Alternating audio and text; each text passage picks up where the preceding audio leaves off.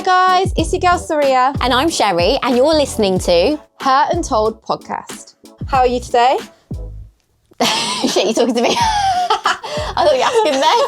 Like, what? Yeah, I'm good. How are you? I'm good. So Sherry has come from, where are you from? Manchester. So she has travelled to Leicester, which is where I'm from. So we're going to be doing an episode every week. So we are obviously South Asian women. We are Indian women.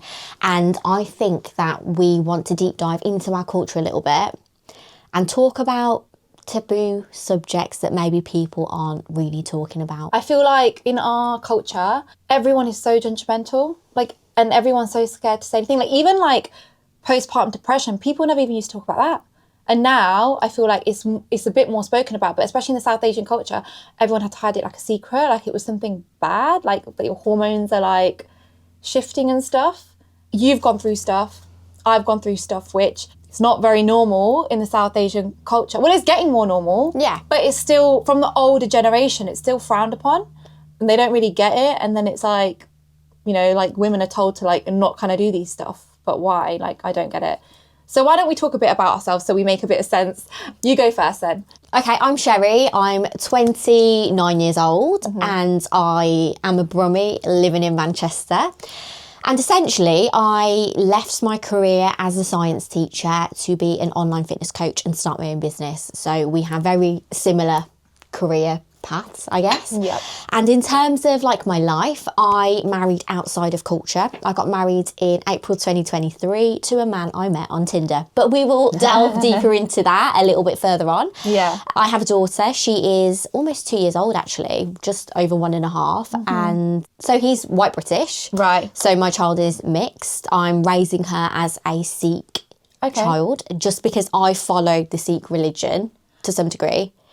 And my husband doesn't follow a religion. So he doesn't mind that No. Yeah.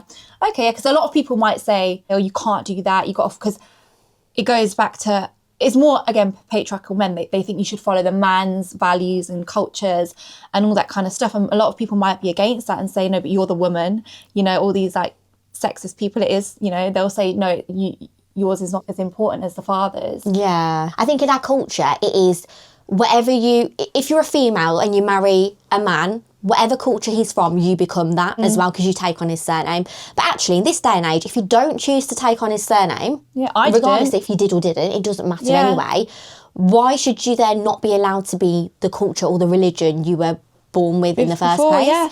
I never changed my surname when I got married, and I was like, I didn't want to. Maybe if me and my partner were good and then I had a baby and I wanted to match my baby's surname. Yeah. Because mine all happened so quick. It's when I was pregnant, things went bad and then my baby's surname changed pretty much straight away. But maybe if we were on good terms and then maybe I would want to match my baby's surname. I don't know. But I never changed it before and I wasn't planning on. I mean, when you have a child, things are different. But I know so many of my cousins that have kept their surname, yeah. So I'm still Sidhu. I haven't actually changed my surname. Then. Mine's actually because my passport hasn't expired yet. So as soon as that thing expires... Do you know what? That's what my cousin said. She goes, when my IDs are up, and my IDs were up the year I got married, but I still didn't do it. Okay. Yeah, my driving license and my passport both were done. Yeah. So I got married in 2023 as well. Right, okay. Dude, I was 16 weeks pregnant by September. I was already up the top. You did not waste no time. No. I didn't. I got pregnant 4 months in. Okay, I got pregnant 10 weeks. Okay, wow. You win. After getting married, yeah. And I was training for a bodybuilding competition as well. Oh, wow. I came off the pill for 1 month to reset my hormones. Oh. But then I went back on the pill. But when I went back on the pill, the doctors actually said, let me just take a blood test to make sure you're not pregnant. And I was like, fine. They took the blood test. So that's how you found out? No, they said I'm not pregnant. Right. So then I was prescribed the pill and I carried on taking it for I think another month before I was I feel really unwell. My finding out I'm pregnant story is crazy. Maybe we'll save that. We'll save finding out pregnancies because that will be really fun. Yeah, and we'll also do our birth stories as well. Yeah, and gender reveal. Because this is just a bit of an intro. Tell me about you. Tell me about your whole background. So I'm Saria. Not Saria. No, not Saria. Saraya, Sarah. I get all sorts. Oh, right, I got Syria a few times. Oh, wow. Yeah. One of my old managers was like, can I call you Syria? And obviously it was like when I just started in the working like, world, yeah. and I was like, yeah, it's fine. And like everyone would just like, look at me every time you said so. Anyways, so my background is actually mathematics. I've always been like a math girly. Like I even did my GCSE maths early, my A-level maths early. Even at college, everyone used to like literally call me my A-level math girl because I'd be like, they'd be going to like their GCSE lessons and then I'd be going to my A-level maths. Fabulous. That's what we like, an independent, yeah, I was a little queen. geek, guys. I even did maths at uni, got a first class degree. Thank you. Round of applause to me. No, definitely. But then it wasn't like when I started doing like software development kind of role, and it wasn't my thing. I went into like fitness. Yeah. And you know how it is. You just want, that is just, then becomes your passion. Yeah, for sure. This past year, I've gone through a lot, and I now am speaking up a lot about it as well, about healing, a lot from emotional trauma and stuff like that, and just like single motherhood as a journey, because not a lot of people, like I said before, speak about this kind of stuff in the South Asian culture. A lot of people are actually scared to say. Yeah. I get DMs all the time. Yeah, all the time.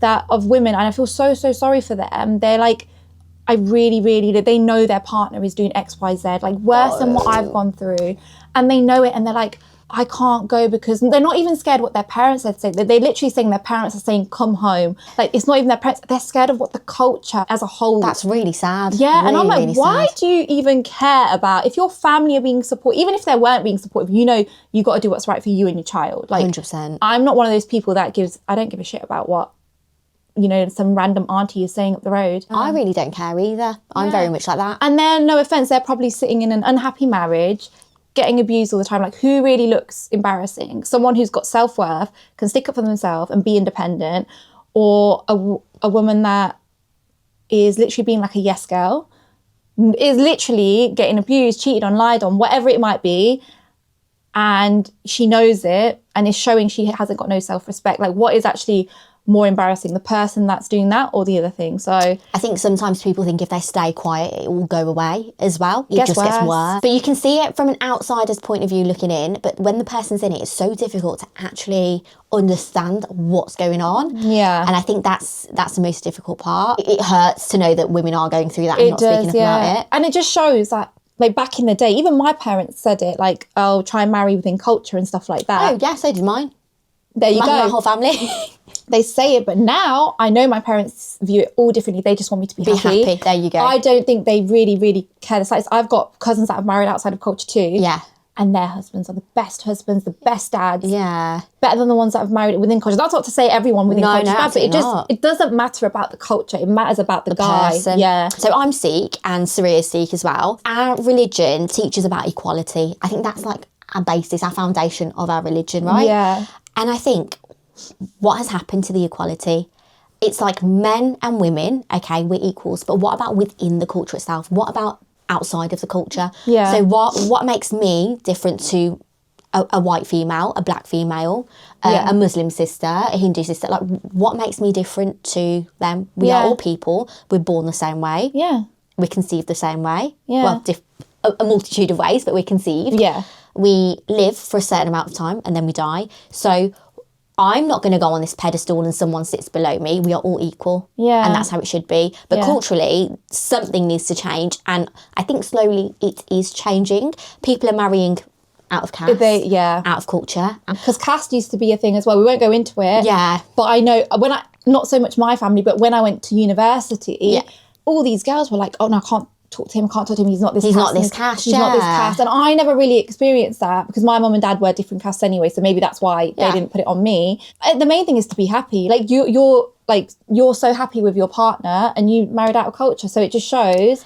Yeah, and I just think, though, the happiness comes from communication, having really, really good, strong communication and boundaries. See, I did not... So my ex-partner, every time I tried to communicate with him, it was like a mute box. Even I remember my best friend saying to him, she goes, even when I found out like all these crazy stuff he did, he didn't want to even acknowledge it. So he wouldn't talk, like he'd hear you speaking but wouldn't reply to you? He would literally be like, oh, you're just bringing that up again, that again. But it was like really traumatic stuff, like really traumatic stuff. Yeah. Of course I'm going to bring it up. I'm calling you out on your behaviour, but I wasn't allowed to do that. And that's part of emotional abuse. Yeah. But, you know, emotional abuse is a whole different topic and we can I've got some of that as well. we can definitely. Not from my lovely husband. Yeah. But again, it does come down to communication. I know that postpartum, I was an absolute mess, but I thought I had it all together and then my husband didn't have it all together. Yeah. So there's me having all these probably intrusive thoughts, actually, making myself feel crazy and going through postpartum depression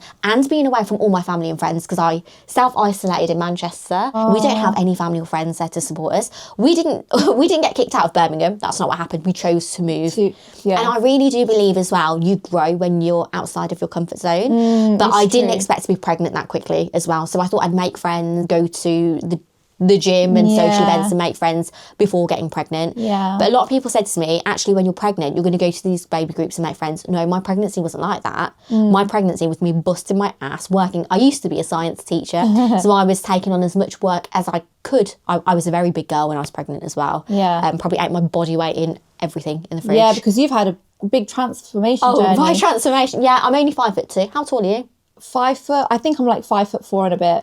Okay, so I'm like little. So imagine being little and large at the same time. Yeah. I was carrying a lot of weight. It was a really difficult time. So because I had this body dysmorphia, I looked so different. I didn't feel confident going out either. So I was working, earning money.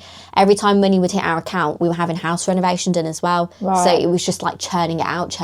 Did not enjoy my pregnancy. Did you enjoy yours? First trimester was a bit sicky into the upper 10 weeks, but because of everything going on with my ex, he made my life hell. When you were pregnant? Yeah, so that's when it all started. Oh my when God. I was pregnant. Okay. It started maybe 2-3 days after I found out I was pregnant, because that's when I found out a lot of his lies. And I've said this before, a narcissist only has a problem with you when you find out who they really are. Okay. So he was all cushy, everything was cushy before that, because I had no idea, because I trusted someone. Of course, I'm not just going to marry anyone. Yeah. I was love bombed so hard.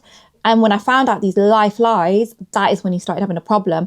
And then from there, I started getting detective mode, and every week, no joke, it was a different lie, whether it was big, small, whatever, it was every week was a different lie. But that could drive someone crazy. And that's what he used to try and make, like, I actually felt like I couldn't even express myself, because he would be like, oh, you're pregnant, this, that, you've got your hormonal. So I used to have to ask like my friends and my family members. He gaslit you. He gaslit me so bad. I used to say, look, I'm pregnant. Am I overreacting at this? And they used to be like, whoa, this is like major, like, get that. Like, we're not even pregnant. And this is like, but I was gaslit so bad. So imagine being pregnant, hormonal, but actually having to not suppress your emotions more than you would when you're not pregnant.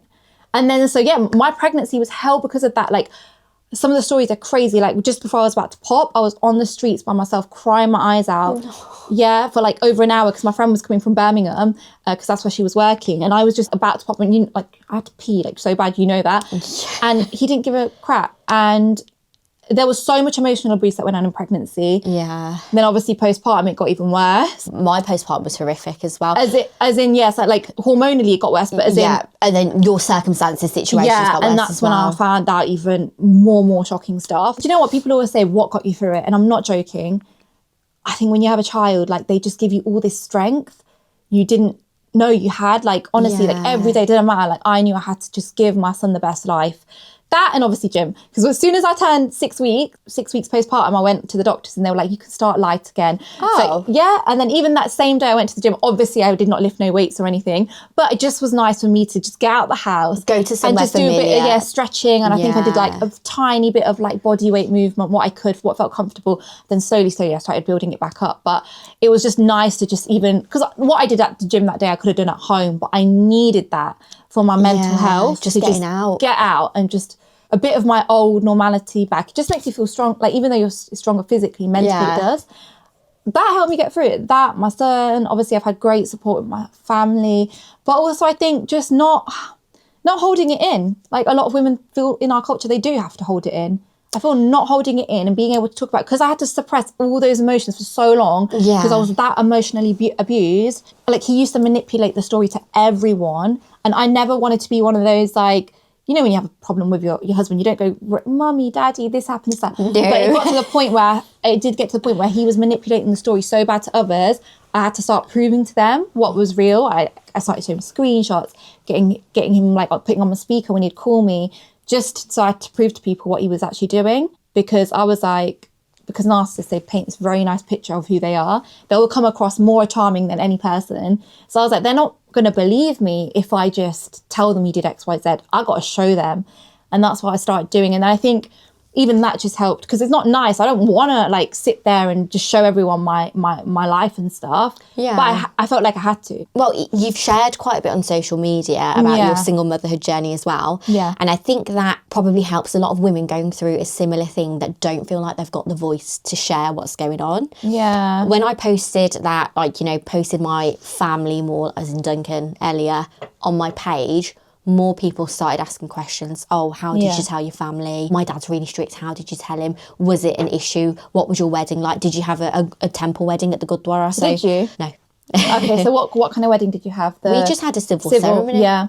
Because it can kick off, innit, at the Gurdwara. Yeah, it can, but also the way I think they view it. So I'm probably not the best Sikh going on like in the world. I'm not the best Sikh. I'm not I try my best. Yeah, same. I think we're similar in that sense. Yeah, I think there's like different avenues in Sikhism, or I think we've built these avenues in Sikhism where there's like the cultural streak of being Sikh but following more the Punjabi culture rather than the religion itself. Yeah. So it's almost like a hybrid where we follow the religion to some extent, but we also, there's a cultural side to like drinking, partying, this and that as well. So I think like we're sort of down that, we cut our hair, we wear makeup, remove hair from our face, that sort of thing. So yeah, there's different. Yeah, I'm not the most, I don't like, I was bad to say, but I don't go like to the Gurdwara like every week or whatnot. No. It's more like when there's an event or something, you know, like Diwali's coming up, I'll take my son and but stuff. But like your heart's in it though as well. Yeah, exactly. Yeah. Like I even want him to, I genuinely want him to start Punjabi school, obviously when he's older. I get really confused with the tenses. My Punjabi's bad. I can understand what you're saying, but try and get me to speak it.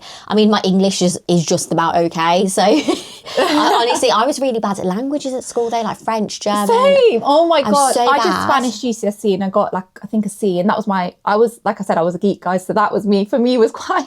Oh, I did German and I got a C really? in German because I couldn't... Oh, that's very different. I couldn't do it. Really. No, I found it really difficult, and I think it's meant to be one of the easier languages. Yeah. So just going back to so when you got married... Yeah. So when you first told your like parents and stuff, forget everyone, what were their views like? I told my mom before telling my dad. Yeah. Because I think there's just that fear of telling your dad sometimes. My mom was like, just sort of like, She asked me first, like, are you seeing anyone or whatever? I was like, yeah. So, but I'll tell you more when I need to tell you, because I didn't want to just introduce a guy. Yeah, because you don't know where it's going to go. No, I'd been in like a 4-year relationship before that as well, that everyone, all my family, all my extended Is that the one family, that you said was quite emotionally abusive? I don't think he was emotionally stable within himself. So then I think he projected it on me, but that's something else we'll go into because that's the whole thing. Not that he's a nasty guy, because he's not, but I just don't think he's very good in relationships. Yeah, I think he had, maybe he did grow up, but he had a lot of growing up to do back then. And I think he really held me back. And I think some of the people probably listening to this are in, or might be university students in these relationships that actually you want that relationship so badly, but it's holding you back from achieving your potential and what you can achieve. It's true, yeah. And that's something else I want to touch on, because that relationship absolutely broke me, because I was so like in love. That lust, yeah, blinded by love. Yeah, and because everyone knew, I was like, oh shit, like I can't ever leave this. I have to be okay with whatever this relationship is providing for me, which wasn't a fat lot, I'll be completely honest with you. But when you're in it, it's so hard to see. Yeah, it is. Yeah, but I lost all my personality. I was like a wet wipe. There's nothing to me, honestly. I had friends and family telling me that I wasn't a nice person to be around. Yeah, oh, really? And it's sad, and it's just because that relationship emotionally drained me. It is, yeah. It does change you. Like even me now, I'm a complete different person to the person I was a year ago. Yeah. I honestly am. And even like my friends and stuff, they're like, you're so much happier now. And I'm so much more focused, because when I was being emotionally abused, finding out stuff, then your energy goes there. Like 100%. I'm not joking. The week I found out the last bit of Shocking Lies, that made everything easier, because one, I just got the ultimate ick out of all icks. I just felt like it actually made everything easier. Like sometimes people find out shocking stuff and then they dwell on it. For me, no. I don't know what it was, but like after that, I just... like a switch in it. Yeah, switch just went off. Like before that, even though I was being emotionally abused, there was some really bad stuff going on, it was still a bit like this, that, confusion. Yeah. After that, no. And I don't know what it is. I just felt like all my focus, all my energy could just go on what mattered. And obviously that's my son, me, my mental health. 100%, and just, yeah. you know, even my business and stuff. It's just putting my energy on what actually counts. Not, And what's going to serve you, not what's not on going a to drain silly you. man-child. Like, do you know what I'm saying? Like, No. we ain't got time. And you don't need a man. You don't need a man. don't. You need to be happy within yourself before finding someone that is happy within themselves that you can build on together. I went on off a complete tangent then, but my dad was fine. There wasn't an issue with it. And my mom was okay too when they found out. It was more so are you going to get married then or not? Because before we start telling people, like the last relationship, like figure out what you want to do first. Yeah. For a white British guy, it's not the usual to then just get engaged after a couple of years. This was a couple of years into our relationship, a couple of years being together, get engaged, and then you get married. He was like, no, we have to like live together first. Yeah. I was like, if you think we're going to live together, you think my mum and dad are going to let that happen? Oh my God. No, It's so they're not. culturally different. Yeah, but I'll tell you what, we didn't live together, but we did live together. And it wasn't in secret. He got rid of his flat because he was renting a flat. We'd bought our house in Manchester when we got engaged. Right. Then my mum and dad said to him, because you're paying a mortgage and may you're as well. working in Birmingham, but your house is in Manchester, why don't you just move in? We've got a spare room. Right. So my husband... So you were engaged though? Oh, we had our own bedrooms. We were engaged, yeah. Oh, okay. Our own bedrooms. But I think if you're engaged, that's okay. I think before being engaged... Oh, no, we weren't allowed to buy anything. But now, I'm not going to lie, I'm all for that. Live with someone before marriage. Yeah, but I think it would be the right thing for you because you've got a child as well. And just having that person, is it going to work or is it not? There's even more at stake. Right now, honestly, I feel like I don't have the time. Like my energy is just on Rio because he's so little and everything is still so fresh to me. Yeah. Guys, I've seen him. He's little. He's so cute and he's like a little ball, but my child's like a big bowling ball. So, yeah, no, he's really I don't sweet. know, but there's been some stories that have happened in the past couple months that are definitely worth talking about. 'Cause some of them are crazy. I was telling you about one. Oh my God. Just when you think it can't get anywhere. I know. But no, I definitely will do an episode on like dating stories. Not just now. Obviously, I've got some like now. Well, I'm not going on dates, but what's the word? Well, it doesn't matter if you are going on dates. I know it's not bad. Like part of me is like it would be nice to like find dress someone and up, stuff. go out, get to know people. Dates aren't about I'm going to get married to this person. Is this person right for me? Me genuinely does. Like I feel like when I first separated from my ex, I was like no man, no.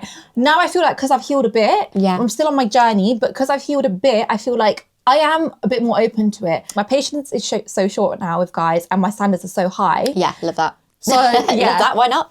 No, but honestly, they'll say the most. It won't even be that bad of a thing. Like before, that wouldn't have even affected me. But now, they might just say the most silly little thing. And it'll give you the ick. It'll give me the ick. Like one guy said literally, we were going to plan to meet and he goes, oh, and I did know this one from before, so it wasn't like a complete randomer. Right. He goes, oh, what day was it again? I was like, what the fuck? Like, can you not remember? Like, come on. Like that for a lot of girls might be okay. Like it might not be a problem. But that's what I'm saying. I don't have the patience for this. And another thing is, now I have a son to think about. Yeah.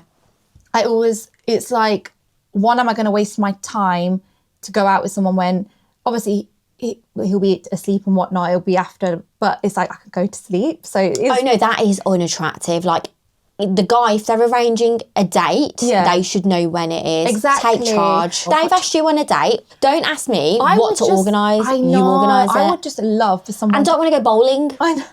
I don't want to go for food because I want to eat. And I don't want to do the cinema as well because no, I feel like we're not going to talk. We're not going to get to know each other. 100%. I think later along the line is fine, but that to begin with, I don't mind food. To be fair, I like food. If it's a person that if it's a Tinder date, right, and you're meeting them for the first time, and you have to go for food with them, if the conversation doesn't slap, or you're just like, this is not the person for me, then you've got to sit throughout a whole meal with them. So what do you prefer? Like a quick drink, coffee? So I used to just go for, if it was the evening, we'd go for a drink. I don't drink anymore, but I did drink at the time of going on dates. Yeah. I'd have one. If it was a daytime date, it'd be a coffee. We are going to do an episode, by the way, on like alcoholism in our culture Yeah. in the South Asian culture, Yeah, we Punjabi culture. So I do drink, but I just have a couple of glasses of wine, maybe Yeah. here, there, a glass of wine on a Friday night or something. But when you're a mum, guys, there's nothing worse. Sometimes it's not worth it, is Even it? just one glass of wine, I'll get a Yeah. headache the next day, and I can't be dealing with that. No. I get a headache from not drinking enough water. Same, honestly, same. You know what? You know when I was pregnant, you know when you have to do the diabetes test and drink that sugar drink? I did it twice. Oh, did you? I felt mashed up. I felt good all pregnancy. You know, when you asked me how did I Yeah. feel? Pregnancy was fine. Physically, I went gym. Like I was gymming. Like I said, first trimester was a bit tricky. Towards the end, I got a bit uncomfortable. But physically, I didn't even feel pregnant. I'm not going to lie, most of my pregnancy. Yeah. What made it bad was, like I said, my ex-partner. But also that one day that did really feel physically bad was that day I had to drink that drink. Yeah. Because you couldn't even, I don't think you could drink water in the morning. You had to like proper fast. Then I had all this like sugar. My I body weren't liked even it. used to that. Forget bloody alcohol. Oh, no, I really liked it. They were like, oh, you might not like I it. had to come back, and I literally, like I said, I was fine. That was like in second trimester. I was fine like every day. Yeah. That one day I came back, I got into bed, and then I was like, oh, I can't do anything. And that whole day I just stayed in bed. It really messed me up. Oh, I went for a McDonald's after. Honestly.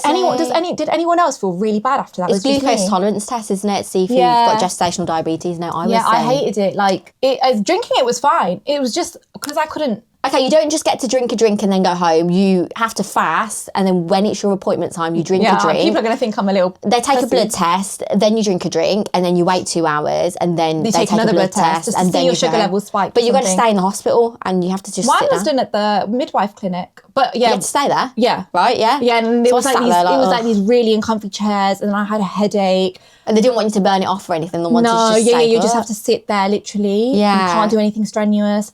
Yeah, people are probably going to think I'm really exaggerating it, but for me, it was just not. It's a good your body will experience. respond Yeah, it was just not a differently. good I was experience. such a big girl when I was pregnant that they sent me in twice for it because I think my weight was going up rapidly, but they didn't actually make it a thing that I was gaining so much weight. I knew it because, I mean, I'm an online coach. I know if I'm gaining a lot of weight. I know when things don't fit me. I know when my arm's twice the size of my head. But they didn't make it a thing. They really didn't make it a thing. Eating wise, I actually think I did actually lose weight in the first trimester. I completely lost my appetite. That was the only time I genuinely felt first trimester. It was up to about 10 weeks, like I said. I physically didn't have much of an appetite. It was only like sweet stuff. Protein was out the window. People would ask me, what's your weird cravings?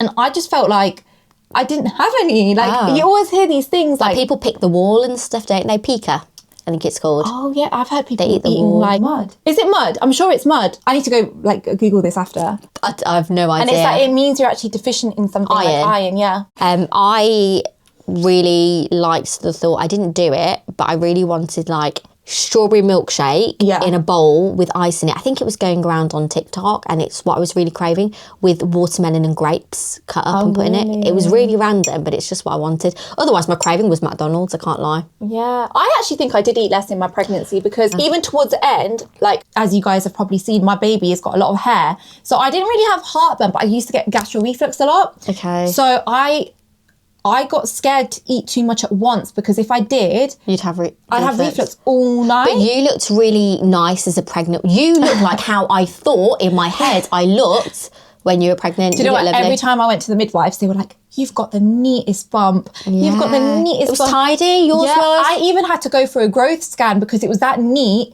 They thought maybe the baby's not growing on, but I went to the growth scan. The baby's fine. This is your bump, so neat. Amazing. Mine was just, I can't even. But did you train during pregnancy? I had placenta previa. Right. So I was not allowed to train. That, Otherwise, it does depend. Like, you know, I always put on my post, like, you have to always check if you can and can't. I was Yeah. lucky enough to, and I do think that made all the difference. I couldn't do any weightlifting, placenta previa. I was at risk of my placenta rupturing and then losing my pregnancy. yeah, so that's why I always say you always do have to check with your doctor, your GP, yeah, midwife. 100%. You can't just go start training, you know, when you're pregnant. But I was lucky enough to, and I think that helped me get back into shape pretty quick. I think within Yeah. 2 weeks, I think that's when I posted my first That video. is a bloody Yeah, I remember actually. I think because I was following it. She wasn't following me back. I was following Saria for a long I'm following time. you back now. And I was just like, this lady's taken some sort of medication to lose this weight. This is ridiculous. And I'm there still really big after my pregnancy. So I was like, But everyone's what has she done? different. It is just your body's different. Yeah, it is. But like I said, if you can Work work out, out and you've not got no complications, and it's not just beneficial for you, it's beneficial for your baby as well. Yeah. you'll come back stronger And as again, well. this is this old typical South Asian auntie advice. Oh, just sit down, don't do anything. It's the bunjiri. Do you remember the bunjiri? Yeah. Or the, they call it something else as well. You know the stuff that they make you after you have a baby, like the Indian stuff? Yeah, I had... The balls of the, was that dobra? Dobra? Yeah. It's one of them. I know what you're on about. Some of that can be really good and really healthy for you. Some of it is not. It depends on what you make it with. So my mum got me some straight from India. They'd put all the gums and like all the sugar cane and everything in it. So it was like not very good. The South Asian diet is just... We'll talk about that another subject. But I wanted to say the actual mentality of when you're pregnant. Actually, my grandma did get it eventually. But at first she was like, don't go gym, sit there, don't do anything, just eat. Like, that's actually the worst advice you can give. Like, obviously, like I said, if you've not got complications, but sitting there doing nothing is no good for you or baby. You're actually you're more at risk to have a worse pregnancy. Yeah. The more active, even if it's just going for a walk, literally, it doesn't have to be something. I was barely hitting 3K steps. Yeah. And that was because I physically couldn't, because my feet were so, did your shoe size go bigger? I went like 2 sizes that bigger. is a symptom though. And my hands as well. Yeah, I felt like I didn't swell that much. I felt like my face swelled a bit because I had my nose job a year before. It was really, really hard to know what was going on because like Oh my gosh. Yeah, because I had my nose surgery. Literally was like a year before. It was like Before you got married? so I got married in September 23. Had my nose job in November 23. Okay. Got pregnant in January 2024. Wow. So it does take a year for your nose swelling to heal, go yeah. down. So, but at that point, when it was a year post operation, I was actually just given birth. So my swelling probably didn't go down because you get pregnancy swelling. I think I had my face was maybe a bit puffy towards the end of pregnancy. Yeah. Well, your nose is great. From the nose job, I had loads of swelling until... I want a nose job. I actually really do, because I get a little bit of filler put in, and I had a little bump. I had a little bit of filler put in. I've got a little... But then I felt like I didn't like I just wanted that little curve. Like can you... That's what I want. I know I get so many DMs. But did you go abroad for it? Yeah, Turkey. No, I can't do that. I feel like for nose job, it's okay. What if they harvest all my organs? No, someone said that to me, but that's more for like... No, I've heard bad nose jobs. Did you research it properly? You just went with someone? You just went with someone? No, I did research it. you? No, I did. I highly recommend the person I go to. Like, even now, I still get people message me all the time. And he wasn't like well, actually, he has got quite a bit of followers, but you know, you get the ones that are mad, like known. I feel like sometimes just the... Okay, you're going to have to send me the details, because I am actually on it. Yeah, even just that, telling my parents that was a bit of a... We'll talk about it another episode. I don't think I'd tell my mum and dad. I didn't tell my dad until after, and I told my mum like the day before. I was like, I'm flying now. I was like, don't tell dad. I hadn't seen my dad in like 6 to 7 weeks because I was like, obviously at my ex-in-laws. I was there, then I came back for like Christmas time. My dad didn't even notice, and it was very swollen then, very swollen. I was like, what the hell? And then I think it was like New Year's Eve. He had like a drink or two, and he's like, have you done something to your nose? And I was like, no. And then he left it, and then I got my mum to tell him like a couple of weeks when I went back to London. I got her to tell him. Is his family from London? Yeah. Okay. South Croydon. I just did not like it there. It was proper. I was so scared living there. I'm not gonna lie. I didn't even know you moved. Yeah, it was very, very quick. So we moved, and then when I got pregnant, they kind of literally sent me back here. It was so bad. It was a mixture of me finding out his stuff, and he didn't. Thinking my wife is pregnant, he was like, why didn't you just go back to Leicester? We need space and all that stuff, rather than let me own up to what I've done. Yeah. And let me look after you. No, my mom literally looked after me my whole pregnancy, but also his sister was pregnant. So I think she was there a lot. Okay.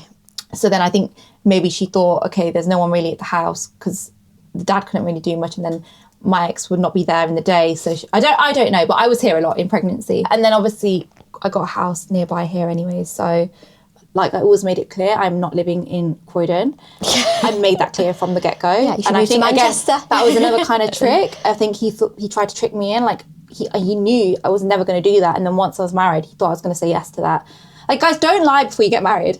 Just don't lie. Just be... You don't need to... Yeah, if you don't want to do something before you got married, you need to tell your partner that. Be open and honest. Don't just think, okay, I'll do it for now, and then actually when we're married, I'll change their mind. Yeah, she'll come around. No, like... I don't even think... I think it's sometimes a girl just accepts what the guy says. Yeah, and says, unless you're going to be a yes girl, which you should not be. Like, please don't be a yes girl. No. Unless you're going to be one of those yes girls. And I do not give off those vibes. Even my cousins are like, why did he think you were going to be this yes girl? You do not even give off that vibe.